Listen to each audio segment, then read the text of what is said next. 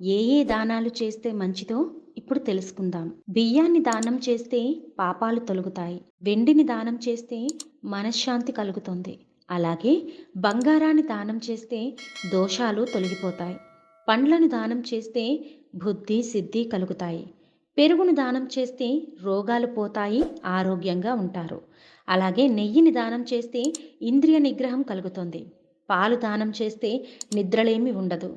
తేనె దానం చేసినచో సంతానం కలుగుతుంది. ఉసిరికాయలు దానం చేస్తే మతిమరుపు పోయి జ్ఞాపక శక్తి పెరుగుతుంది. దీపదానం చేస్తే కంటి చూపు మెరుగుపడుతుంది. కొబ్బరికాయలు దానం చేస్తే అనుకున్న కార్యం సిద్ధిస్తుంది. గోదానం చేస్తే రుణ విముక్తులవుతారు. ఋషుల ఆశీస్సులు మీకు ఎల్లప్పుడూ ఉంటాయి. భూమిని దానం చేస్తే బ్రహ్మలోక దర్శనం ప్రాప్తిస్తుంది. వస్త్రదానం చేస్తే ఆయుష్ పెంచుతుంది.